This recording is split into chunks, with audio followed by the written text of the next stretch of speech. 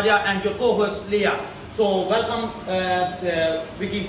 Really appreciate that you join us today. Yeah. Hang on a minute, guys. If you're not already subscribed to the channel, make sure you turn on your notifications, like, subscribe to the page right now. Yeah. So you have to be us. Yeah. So Ricky, we're here to talk about your fighting in particular today. I know you're also a personal trainer as well and big into the gym. So how did you get started? Which should you start first, the gym or fighting? How did you get involved? So basically, I started many years ago now. I'm older than I seem, but I started off in my late teens. So basically, what it was is I started off as a young kid, very slim, very weak. I used to get picked on through school, and it's kind of grinding away on me, year after year after year. And I was kind of a bit fed up about it, And when I was kind of a younger adult, so going into my adult years, I decided that was enough. I'm old enough now to kind of take charge. And there was a local kickboxing gym around the corner back when I was living there. I was living in Cardiff, in Wales.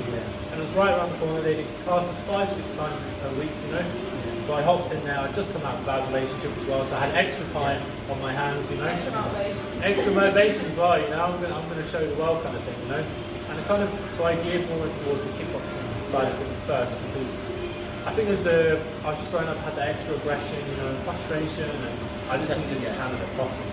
That's perfect. Yeah. So I got into the self-defense and kickboxing kind of first. Yeah, that's good. Yeah. So when you start for kickboxing, what age, It was actually, I was 19, so I was a little bit later off the line. Yeah. And bearing in mind, this was showing my age now, about 17, 18 years ago. Yeah. So it wasn't common for people to get into that kind of thing at that age, you know what I mean? Yeah. Whereas now it's, the teenage years, boom, you're in. So I was kind of like at the age 18, 19, come out of a bad relationship, and I thought, you know what, the best thing I can do is invest time in bettering myself. Exactly. Using my time, my energy into something useful. And of course, I grew up watching these films back in the days. That kind of led me into it, and I kind of just put 4 or 5 days a week into it. So every evening I was in that gym, training with a bunch of other people doing the same thing. Yeah. And how did your gym kind of help you come into that and where the rest of that started, rather than just your fighting side of things? Sure. So I I think with that kind of, it tied into it. I enjoyed learning the techniques and kind of the flexibility and mobility that kickboxing gives you, or the martial arts in general. You become flexible, you become a bit more confident kind of thing, but you're not necessarily stronger. You're kind of just a bit more technical, you're a bit more confident. You're not really looking to grow muscle. That's not the goal. Yeah. You know what I mean? So I think at the same time, so a couple of years after, I was like, right, now I want to build muscle. I want to look strong as well as feel strong. Yeah. So I kind of, after a while, that kind of tapered into it, and I started kind of doing a bit of hypertrophy, putting on a little bit of weight, not too much, just doing basic Exactly, stuff. So that kind of came a bit after, and I thought I need to be strong as well as feel strong. Exactly, yeah. So how you motivate yourself like that, So who's your hero like that, when you see your the crazy inside, I have to be, do something. I mean, Raja, you might be of a similar age to me, so I'm sure you remember Jean-Claude Van Damme, the Rocky films. Yeah, exactly. Same. I love that. Jean-Claude Van Damme especially because although Rocky and everything was fantastic, exactly, I love boxing. I just think with Van Damme, he was so much more impressive. Just with the way he moves and the techniques he did, and obviously the training montage where his legs are getting stretched, everything like this. Yeah. It kind of really impacted me, and I thought, this is the guy I want to be like. Exactly. Even though, at the time, obviously this is before MMA was a thing, UFC was a thing, and I was watching, and although Jean-Claude is not a fighter, I say he's more of an actor, martial artist, but he inspired me, and many other people to take that same path. Exactly, yeah. So kind of Jean-Claude Van Damme is my hero, and he kind of motivates me in that respect, in the way of martial arts specifically. Yeah. How would you find that's where your motivation comes from at the minute? Do you think it's internal motivation, your day-to-day motivation, I guess, with the gym? I see it, I know Ricky, and I see it all around. You're always on the bike, you're always in the gym, you're always training. You're going 90 miles an hour 100% of the time. So do you think that's just routine? Do you think there's something driving you? What do you think that is? It's definitely a drive. Yeah. I found in the past that any kind of bad stuff that's happened or any setback I've had in my life, I've realised that the world doesn't stop you. The world continues whether you do anything or not. So I'd rather hustle, and I think people will respect it if you hustle, if you're seen to be doing something, if you're seen to be just breaking the norm. Do you know what I mean? Coming out of the shell, doing something that maybe people think they look silly doing. Do you know what I mean? Maybe they think, oh no, I'm not going to do shadow boxing because it looks funny or something. I'm just I don't really care. I'm going to focus on what I enjoy it, and if I inspire or motivate one person. Exactly, that's, yeah, exactly. At least you can achieve something, yeah. You can have 10 people laughing, but if one person comes and says, Ricky, I love what you're doing, man. You Exactly, don't care, yeah. you just enjoy what you do, Yeah. and I love that, so I'm going to follow. That's why we need this one. That's why we have the like motivate as well for that podcast. You know, Yeah, at exactly. least one people we can motivate. So that's when Even if we have one to achieve person. something. You know what I mean? So this So kind of way. I'm sure if Jean-Claude Van Damme ever found out that I idolise him, which is probably rare, I'd love to Yeah. meet the guy, but I'm sure he would appreciate it. Yeah, exactly. And just the same as someone says to me, Ricky, I love what you're doing. I see what you're doing, and I want to do the same. That would motivate the head out. Yeah, that's why I see your video as well like that. You know, for kickboxing, like say, Raja, go ahead for a, you know, Yeah. approach this guy, and Sure, you know, man, so yeah, that's why yeah. because we have to just only want to be like different kind of bodybuilding, powerlifting like that, kickboxing, so MMA fighter, and like this kind of way we want to be like Yeah. for everyone we have to be welcome.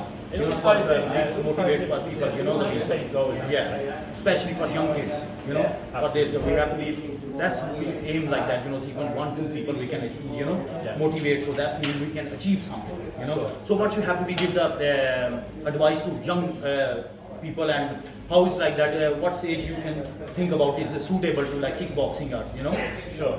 So I mean, look, nowadays kids are getting motivated at such a younger age. Yeah. I've been working with teenagers myself. 13, 14 years old, ready to get into it. Exactly, yeah. Even younger, of course, but especially these days where I think there's a lot of pressure from social media. A lot of pressure from social media. In terms of looking good. And being strong, looking confident. I can't speak about bullying. I'm not really into that, like kind of statistically where it is now. But I'm sure like people are more self-conscious. And a lot of stuff goes on, especially in young people's heads now. There's a lot more kind of mental health awareness these days, and that's something that I didn't have growing up. Yeah. It was just more like throw you in the training, we don't care as long as we get your money kind of thing. You know what I mean? Exactly. Whereas these days it's kind of, I say just if you want to do something, lean into it. Yeah. Do you know what I mean? Like just lean into it. Even if you try it for 6 months, a year, and maybe it's not for you, that's okay. Do you know what I mean? Yeah. Go and compete. Maybe you lose 2-3 times. Who cares? You've done what you love. Exactly, yeah. Do you know what I mean? You can go home and say, do you know what, I tried. Yeah. And I still love it, so I'm going to carry on. Yeah. But I'm just going to do it in a way that I can enjoy it and I can feel successful. Yeah, exactly. So You have I'd to say- be at least in your mind goal. What I have to be goal like that. One time you lose, second time you lose, third time you can achieve, definitely Sure, achieve. look, You know what I mean? you So just confidence, keep you have just only your confidence yourself. That's Yeah. it. Forget about people, what people think about or what people say. Yeah. That's definitely so Yeah, true. exactly, It's like, yeah. I was the same. I think back in the day, and even still now to an extent, I'm a little bit conscious of what people think. Yeah. And I'm an adult. Do you know what I mean? I've had a lot of years to process these thoughts and emotions. Yeah. So imagine being a young kid when your hormones are going crazy, your mind's you're still developing. You know what I mean? Yeah. And then you're worried about what everyone. Exactly. Not Yeah. even just your best friend, your peers in school, Yeah. everything. And I just say, look, just keep your head down. You don't have to be like, put your fingers up to the world. Yeah. Be polite, be humble, but say, I don't really mind what you think. Yeah. I'm good. This is what I love. This is what I'm gonna do. I have to be do this one. What And I then- love and what I have to be. You know what I mean? Yeah. And then you will find that if you express that, you'll find that someone else feels the same. Exactly, And then you're yeah. not alone. Yeah. And you just touched on something there, just about like your image and all, especially on social media. Do you think that like plays a role in your training, like aesthetics, or is your training basically more functional? I know like we come from like a bodybuilding type of Yeah. field where like obviously how you look is quite important. Quite Like, important, yeah. like Yeah. you're constantly trying to build muscle, and it's not like sometimes you obviously have the PBs, PRs, all that type of Yeah. stuff, but a lot of the time as well it's about your size and lifting your shape and whatever else. So do you feel your training ever kind of comes to your aesthetics, or is it always kind of just functionality and stuff like that? Sure. That's a really good question, actually. Really good. Especially concerning martial arts, because there's quite a bit of a stigma of these fake martial artists. Yeah. A lot of that, not so much kind of here in Ireland or even in England, but especially in the US. Yeah. And a lot of martial artists experts or the teachers, they tend not to look the part for the most part. They tend to look like just your uncle or your dad. So in that respect, like I feel like you do have to command a certain image to kind of to be able to teach that, to show people, look, this is what I can do.